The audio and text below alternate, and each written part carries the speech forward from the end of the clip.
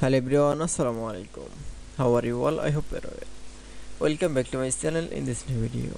Today's video, how to turn a picture into arrow shape in Photoshop. So let's started.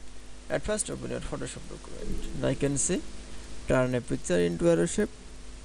Now firstly draw a arrow shape. Now going to the shape option. Now click from mouse right button and click from custom shape tool and select from shape option. Now select from arrow shape. Now draw arrow shape. Now you can now select from color. Now choose from red color. Now click OK and open insert the picture.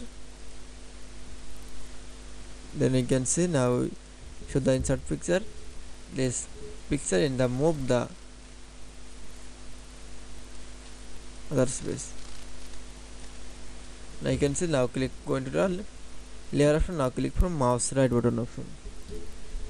Now click from create clipping marks. That's it.